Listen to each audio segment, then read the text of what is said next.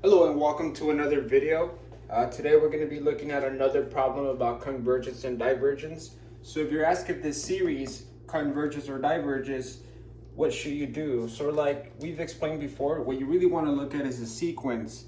In this case, the sequence is -1 to the nth over the square root of n.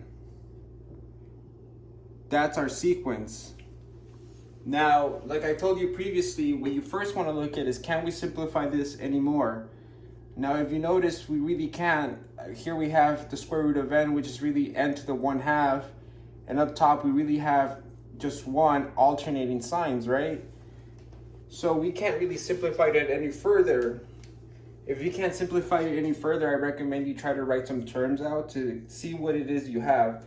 So in this case, if we plug, for example, 1 in, which is where we start, we're going to get -1 over the square root of 1.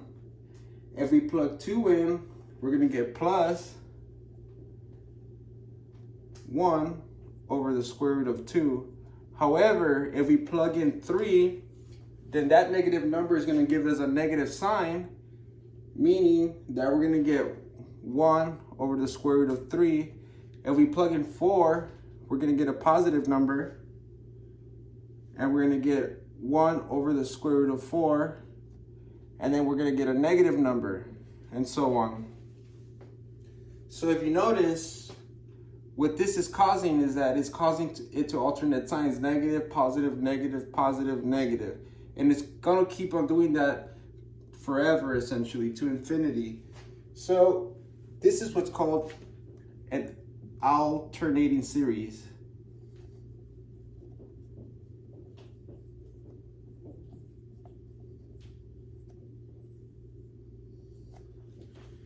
And for an alternating series, what you want to have is those alternating signs. And you're usually going to get that through some form of this. You're going to see -1 to an nth power. And that's what's going to really cause it to alternate signs. So here what you have is that you have -1 to the n that's giving you the alternating signs. And what's really giving you the sequence is that 1 over square root of n. Now, like I mentioned previously, you want to start every problem by doing the divergence test. That's kind of like the first test you want to do. So in this case, a of n is really this. A of n is really the square root, 1 over the square root of n, because like I said, -1 to the nth is really just going to give us those alternating signs. So the sequence is really just this. So what we need to do is that we need to look at what happens to the sequence as it goes to infinity. So of a of n. A of n in this case is the square root of n. Now in this case, when we plug a number that gets bigger and bigger and bigger, as it goes to infinity, this is going to equal 0. So it passes the divergence test. So this is the divergence test. And like I said, this is the first test you want to perform when you're evaluating if a series is converging or diverging. And so in this case, it passed. So if it passes, what it's telling us, we don't really know if it converges or diverges. We're just sure that it doesn't diverge. So in this case, what you want to do next, so this is the first condition of the alternating series test, and that's to meet the divergence test, to make sure it passes. So our second step is that the next term has to be less than or equal to the previous term. So a of 1 has to be less than or equal to a of n, right? So in this case, we'll have 1 over the square root of n plus 1, which is equal, which is going to be to 1 over the square root of n. So this statement is true, right? So a of 1, since this number is going to be bigger, this number is actually going to be smaller at all times over this, right?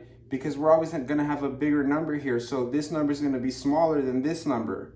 So because of that, it passes the second condition.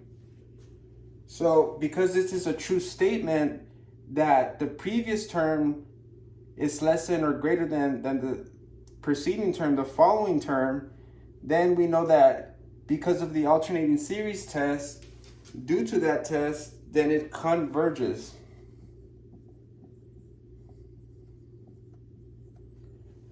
So through the alternating series test, we can prove that this sequence, the series I mean, is converging. Now you might be asked if it's conditionally convergent or if it's absolutely convergent. And in that case, you want to take the absolute value of this sequence.